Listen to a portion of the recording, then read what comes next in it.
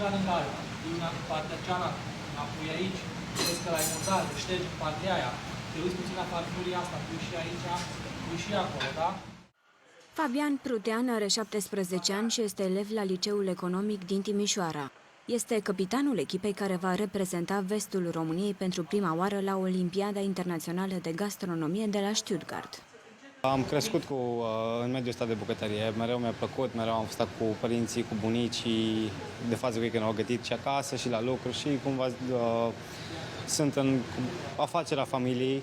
În jur de 13-14 ani, atunci am început să zic, uite că vreau să fac aia sau aia și am prins iubire față de această artă.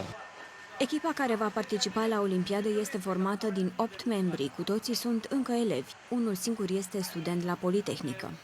În clasa 10-a am avut pentru prima dată practică într-un restaurant și am văzut cum e și am avut de atunci un sentiment continuu de liniște și iubire față de bucătărie. Adică e locul în care oricât de nașpa m-aș simți, orice zi grea aș avea, dacă vin în locul ăsta și gătesc, totul devine din ce în ce mai bine. A fost pur și simplu o legătură instantă între mine și bucătărie încă din prima zi în care am pășit în ea.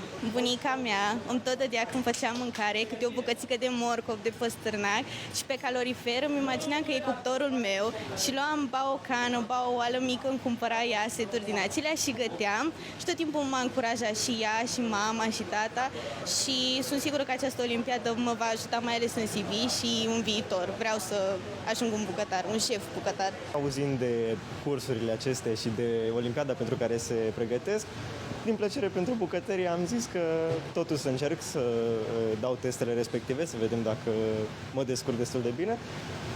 Până la urmă am reușit să ajung în echipă și acum încercăm să vedem mai departe cum va fi. Pasiunea de când eram mai mic, în bucătărie, pe lângă mama, pe lângă sora mea, să vedem cum e în bucătărie. Pentru a putea participa la Olimpiadă, concurenții au început pregătirea încă din luna februarie acestui an. Ei sunt majoritatea de meserie, știu ce înseamnă o pregătire într-o bucătărie, dar pregătirea pentru o olimpiadă gastronomică înseamnă mult mai mult de atâta. Înseamnă cunoștințe gastronomice destul de avansate, deoarece se pune accent pe inovație, pe trenduri. Ne dorim să ajungem la acele combinații de gusturi sau inovații unde membrii jurului să vadă că acești elevi au un potențial în ceea ce vor să facă ei pe viitor. Participarea la Olimpiada Internațională de Gastronomie presupune însă costuri de 10.000 de euro, bani pe care elevii nu i-ar putea achita din bugetele familiilor. Asociația Colping România a venit însă în sprijinul acestor tineri. În plus, reprezentanții asociației au organizat mai multe cine în cadrul cărora tinerii și-au putut prezenta preparatele. Participarea la Stuttgart în 2024 este o participare costisitoare. Este o echipă mare. La Olimpiadă se prezintă 70 de bucătari din 70 de țări și implică costuri foarte mari. Olimpiada Internațională de la Stuttgart va avea loc între 2 și 7 februarie. Pe lângă echipa de bucătari în devenire din vestul țării, vor mai participa la competiție și echipe de șefi din București.